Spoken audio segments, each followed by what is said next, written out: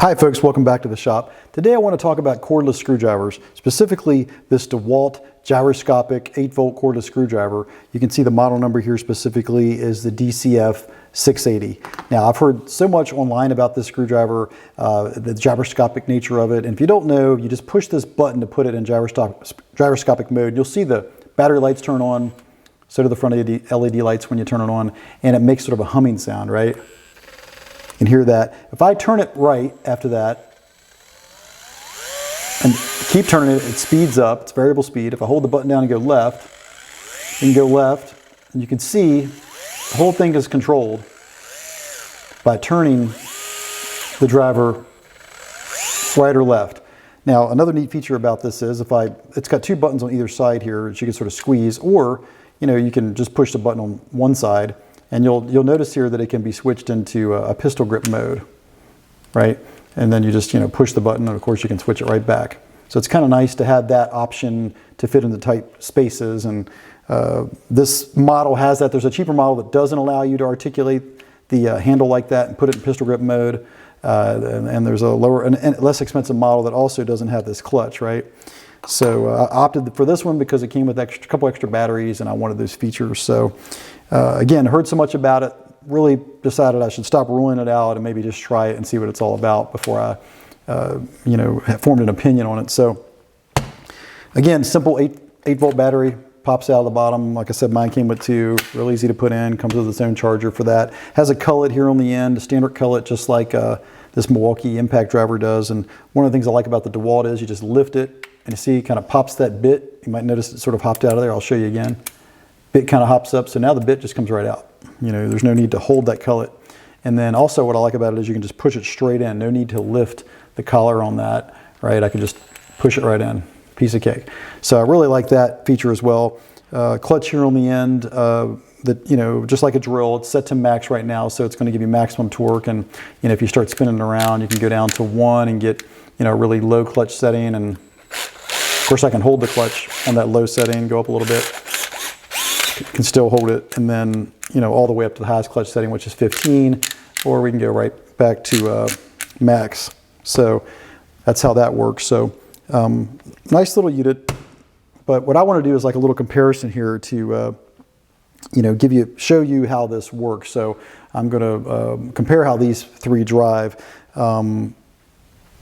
What for me, it's been, this has kind of been in the middle. Like I've had this cordless screwdriver here, this Craftsman, it's 300 RPMs, and then I have this Milwaukee impact driver. This happens to be the Surge, and that's kind of where I've went. I've ruled out this driver because really it falls somewhere in the middle. This one has 430 RPMs versus the 300 the Craftsman has, and again, so I just thought I'd try it out. But that's how it falls into what these three different drivers can do, and I'll illustrate that for you now. All right, so now I'm just going to do a quick comparison about how these three drivers operate. And we'll start with the Craftsman cordless screwdriver. So I'm going to take this 3-inch torque screw, put it here on this piece of wood that I've got, and let's just see how far we get here.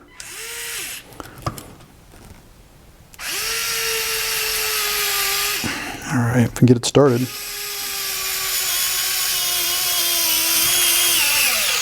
It starts to bite, and it stops once it reaches the maximum torque. It's actually one of the things I like about this Craftsman is it won't over torque. So it'll stop, and it's great for when you're trying not to strip out a screw or a head of a screw. So it's one of the things I like about it. But there is no variable speed. It runs wide open when you run this, so it doesn't have the variable speed that the DeWalt has. So that's how that guy operates. And the other great thing about this screwdriver is it's got a cam mechanism in it that locks so that you can run it manually. So if I turn a little bit, you can hear the gears turn, but then it'll lock. In fact, they're just locked. Not enough resistance. But you can see that I can turn this thing manually just as a traditional screwdriver. Yeah, there it goes. So I'm going to go ahead and back this off and do it again just so we have so there it is. So now we're going to take the DeWalt. Let's see how it does real quick. I got it on max, so the clutch is not engaged.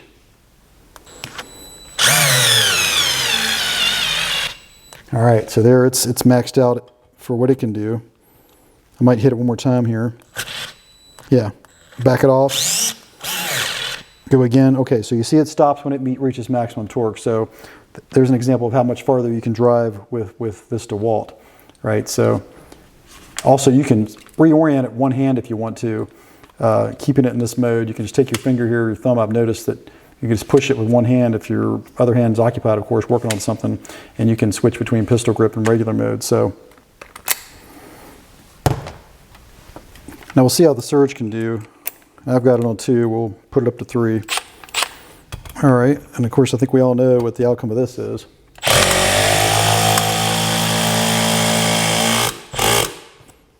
Right down to where it's flush in the wood.